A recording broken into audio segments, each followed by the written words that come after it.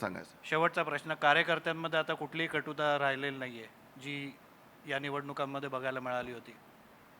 नाही, कटुता तर मला वाटत नाही की अशी काही कटुता आहे. शेवटी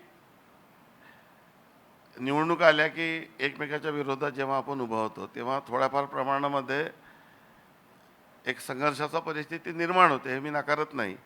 परंतु पूर्वीच्या महाविकास आघाडीच्या तुलनेत महायुतीमध्ये याचं प्रमाण अत्यल्प आहे आणि त्यामुळे देवेंद्रजी, एकनाथजी आणि अजितदादा यांच्यामध्ये योग्य समन्वय आहे. एक टीम म्हणून आम्ही सरकारचे तिन्ही नेते काम करत आहे आणि एक परिपक्व नेतृत्व म्हणून ते काम करत आहे.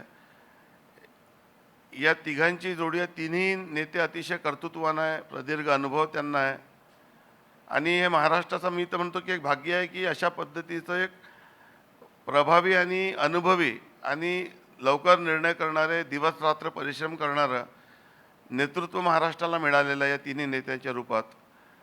आणि यामुळेच महाराष्ट्राची वेगवान प्रगतीचे घडत आहे, ते टीम म्हणून घडत आहे.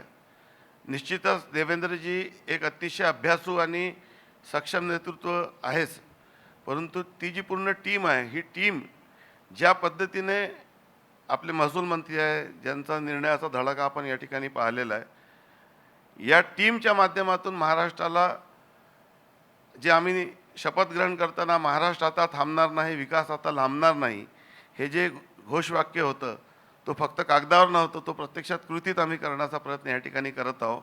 आणि या तिघांच्या नेतृत्वामध्ये देशामध्ये महाराष्ट्राला सर्वात पुढे महाराष्ट्र माझा हा जो आमचा संकल्प आहे, तो निश्चितपणे आम्ही पूर्ण करणार आणि सामान्य माणसाच्या आशापेक्षा पूर्ण करून नियोजनबद्ध पद्धतीने महाराष्ट्राला प्रगतीच्या शिखरावर आम्ही नेऊ, हे मी निश्चितपणे आपल्या सर्वांना सांगू इच्छितो.